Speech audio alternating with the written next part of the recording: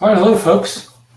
It's David Taylor Klaus, and it's Monday, April 16th, and this is episode 10 of Mindset Mondays with DTK.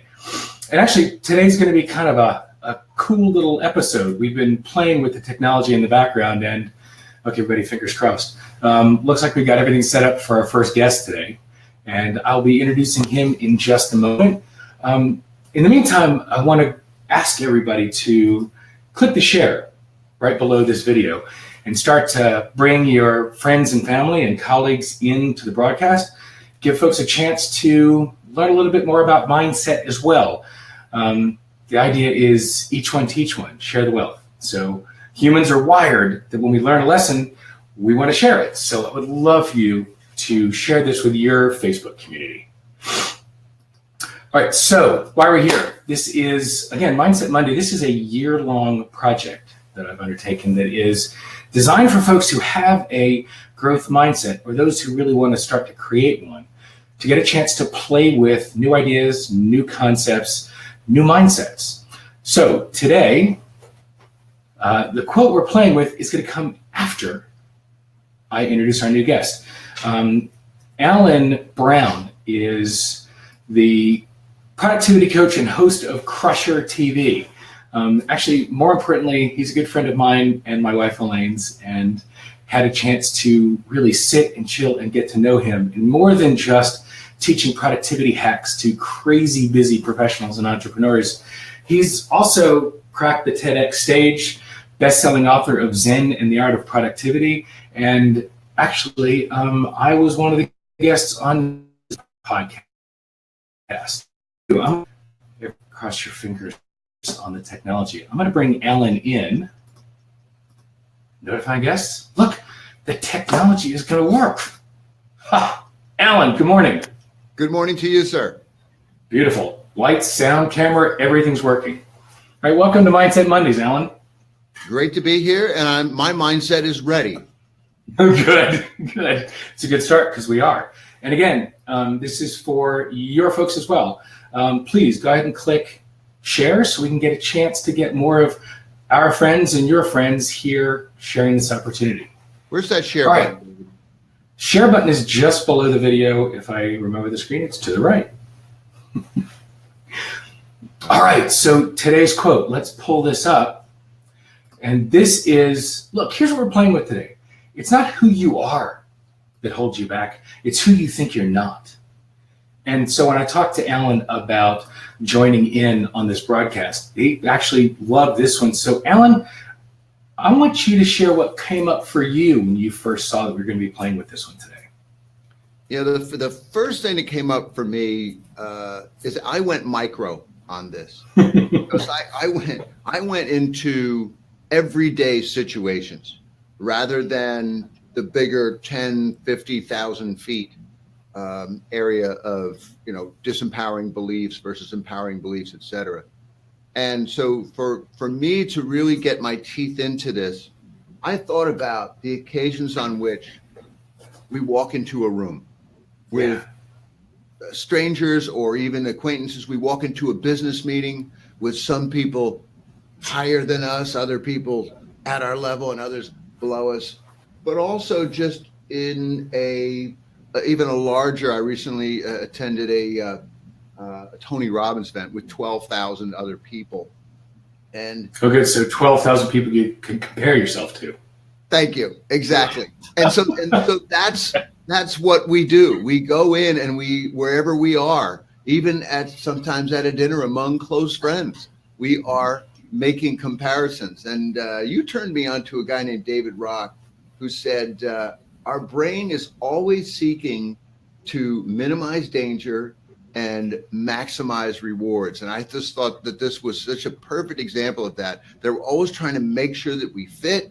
We're trying to make sure that we aren't kind of oh, look at him, or that was silly for him to say. And I thought how disempowering that is to be going into any situation, whether a meeting or an event or even a social gathering, and to have that stuff working in the back of your mind where you are sitting there thinking about, where do I fit in all this? Am I up here? Am I over there? Am I down here? As opposed to being able to bring yourself, your love, and I think, as you once said, your gift to whatever it is you're going to. So that's where I went with this. I'm glad you pulled that, because David Rock's SCARF model, he talks, the S in SCARF is talking about status. And you're always comparing yourself subconsciously, and wow, as we grow up, oftentimes consciously, comparing yourself to those around you. Where do I fit into the pecking order? And this goes back several episodes to Roosevelt's quote, "Comparison is the thief of joy." I mean, using your example, you walk into a room where not only do you have the people on stage to draw lessons and growth and learning from, but the experience of everybody else around you in the room. And yet, when you sit there, or you, because it's your example, but when we sit in the room and spend the time comparing ourselves, where do I fit in with that person? Wow, I just said that. That sounds stupid. They'd never say anything like that. Comparing yourselves, focusing on what you think you're not. Exactly. Sucks all the opportunity and the air out of the room. Right. And the moment that you can get beyond that, what you think you're not, that is where creativity begins. That's where real service begins. That's where ideas come from, is when you can, quiet the mind and let the window to ideas and thinking and contribution open up. And I think you and I talked about this at one point recently, where, one of the sort of antidotes to this is to remember that if you weren't there, if you didn't belong there, you wouldn't be there. Right. And see, so this is totally not designed to trigger you, but you're about to head to one of those events where you're in a room with a bunch of folk that you can choose to look at it as, hey, you belong there, because you do. So share a bit of that, because I think that's a really good example.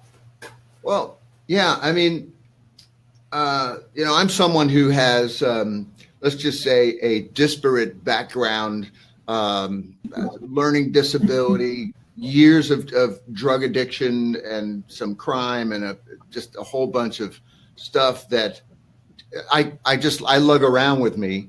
Not in a horrible way, but it's there, and it's kind of who I am. So whenever I walk into a meeting with high-powered people, or a particularly highly educated people, or people of a particularly a higher level of affluence or whatever, that stuff is there for me. And right, yeah, and I noticed you left out the bit about the successful business you launched, the last startup that you sold, the decades in the advertising agency. So notice, even in telling the story, you pick all the things that color it through one lens. It's so no wonder it plays in your head when you walk in the room. It's so true. And one of the things that I needed to do coming out of the Tony Robbins event, which is one of the things that you learn, is you learn a lot more about disempowering beliefs, and you need to work on destroying them. And obviously, in the world of coaching, this is what folks like you and I do every day. We help people destroy these disempowering beliefs. But what I actually did with one of my disempowering beliefs that attaches to basically who I tell the world I am, which is I'm a mess to success entrepreneur. That's my little mini moniker. And but yet I go around questioning subconsciously, was that really true? Is that really who I am? Was I really that much of a mess? Am I really did I really get there? Yeah. Am I truly an entrepreneur? Because, well, the company that I co-founded and that was sold for $12.4 million, I did have two business partners. So I don't know. It's maybe I was just an employee. So we do all this stuff. And then again, you walk into the room of people with whom you need to be exchanging ideas and with whom you need to be sharing service, etc. And if that stuff is there, if you are focused on who you think you are not, you're not fully there, and you're not fully able to contribute. So I invite everyone to give some thought to, next time you're going into any kind of gathering. And again, it could even be a gathering of some friends. It could be a high school reunion, or it could be, just today's regular status meeting that happens at the office every Monday morning. And just ask, is there anything that I'm bringing into this room that really is just not true, or that is somehow going to be, even in subtle ways, keeping me from being the contributor to this thing that I could be? Yeah, it's like, what am I making up here, and when did that become true? It's challenging those beliefs. Yeah. Well, you and I talked about also the how we stop this cycle of collecting evidence for what we're not and focusing on what we're not. And I think, we sort of played with the idea of, let me answer it this way. What's your tell? How do you know when you're triggered? Well, I often feel it in my body. I'm learning more and more to be, and this has been a process of learning for 10 plus years. But just learning more and more about listening to things that are happening in my body. And I think that the same is true of you. This is something that you and I talk about. But also for me, it's the trigger is almost any entryway. Anytime I'm going through a doorway, because on the other side of almost every doorway is some kind of gathering of people, a potential a chance for you to compare. Exactly. So that's kind of a trigger for me. And again, my kind of key thing is I need to, for me, and I think this will resonate with others. I need to constantly remind myself, if I didn't belong here, I wouldn't be here. And so let's now get that over with and let's get busy. But you also talk about you've got a more elaborate way at this. Well, no, you just touch deeper. You just actually hit that, because you hit, I sort of see it as 3 steps. There's noticing your trigger. You're triggered. Now, I used to be very good at noticing that I had been triggered. When I get back from whatever the event is and I realize that I've curled up in a little ball in the corner and gotten shy, then I know that I was triggered and acting unconsciously on that. Whereas now I know that, they're about to hand me the mic to walk on stage, or I'm about to walk into a room, and the hair on the back of the neck starts to stand up. I got a little burning here, but I have a physical tell that lets me know, man, I'm triggered, right? Yeah. And so the piece there is, then you go into hijack, right? We've talked a lot on these conversations, and you and I before as well, about that amygdala hijack. I'm totally in triggered mode. I'm racing towards using the primitive brain to react instead of being responsive. Right. And so I think that piece is, after you've noticed that you're triggered, add oxygen, pause. One way to dissipate that amygdala hijack is to stop and breathe. Begin to reclaim your brain. Come back up to the front prefrontal cortex. And the last one is to choose something different. Just like you said, that you pick the perspective of, if I didn't deserve to be here, I wouldn't have been invited. I'm here because I'm supposed to be. It's, again, going back to focusing not on who you think you're not, but what you know is true, right? Yeah. Let's put the quote back up. I mean, look, so go back to what Irene said, and Irene's work is a lot of work around presence. She talks about, why don't we focus on what we can learn from each other instead of comparing? Yeah. Right? We're picking a different perspective, but that takes noticing that you're in reactive mode, noticing that you're triggered, breathing, thinking for a second, just to reclaim your brain, and then choosing something different. Yeah. And that's when, and so to quote you again, because this is something that you sort of entered some language that you gave me recently, which is, only when you notice your trigger, you pause, get some oxygen back to your brain, switch out of that lizard brain, and bring your thinking back to your frontal cortex.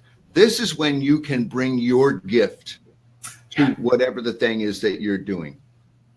Yeah, it's like that comparison. The energy you burn on comparison kills the energy you have available to create. By the way, speaking of energy burn, I'm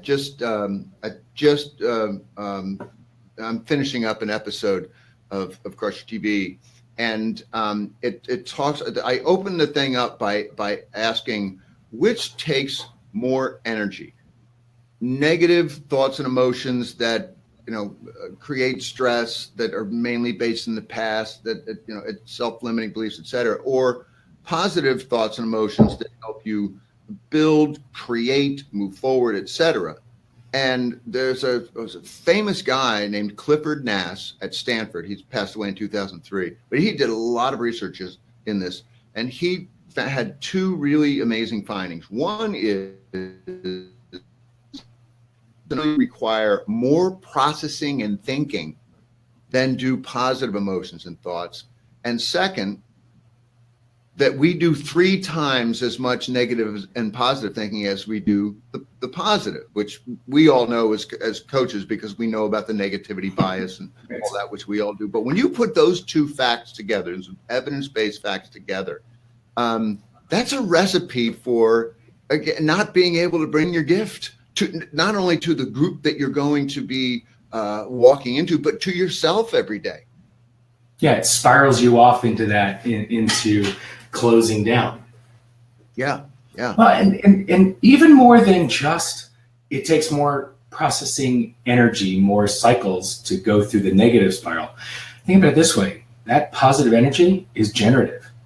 That the energy expended is also offset by what you gain from it. So the equation is even further skewed. Yeah, well said. By choosing that mindset, we get to choose the energy, the net gain or loss. Yeah, I hadn't thought about that. That's a perfect piece to add to that, which is, negative. And I don't know the algebra or the calculus on this, but that negative energy almost takes you in an exponentially decreasing energy direction, whereas the positive energy is, as you say, how did you describe it? A virtuous cycle. Yeah. And it just creates more and more. And that's actually, there's a lot of evidence for that, which is called the progress principle, which every time that we note progress, it actually increases our mental clarity, our willpower, all kinds of good stuff. So, and our propensity to look for it even more, because again, we are evidence collecting machines. Just turn our collection lens in one direction and we're off.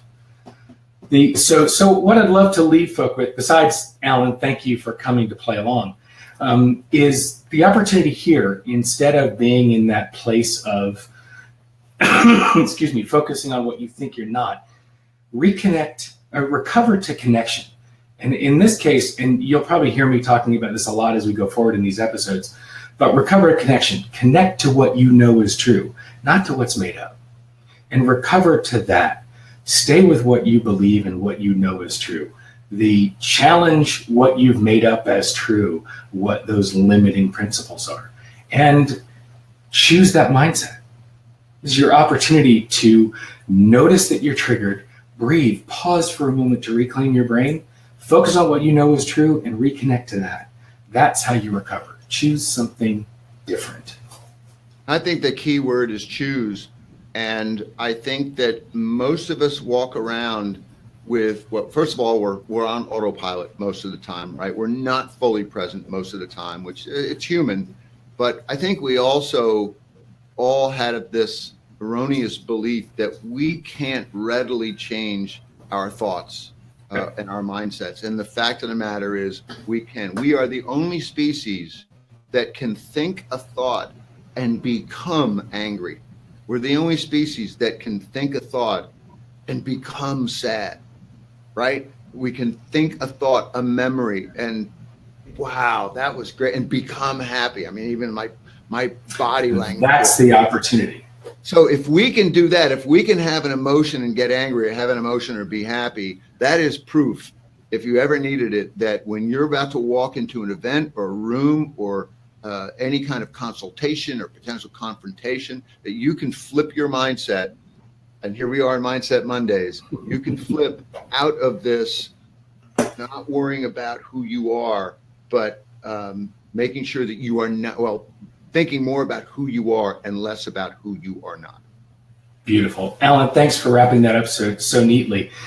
So folks, whether you are watching it live or watching on the replay, remember to come to facebook.com/group/Mindset Monday. Join the conversation. This conversation goes on longer than the 15 minutes on Monday morning. Mindset is a practice you can play with all week long. And also take a chance to go to dtkcoaching.com/book, download a copy of my book. Not a pitch, no pressure, just enjoy. There's some good stories there. Alan, the next edition of the book, I got to get you to write a review on it. Please do. I'd be delighted to and honored. Well, you've lived it too. All right, folks. So until next week, what mindset will you choose? Be well. Take care.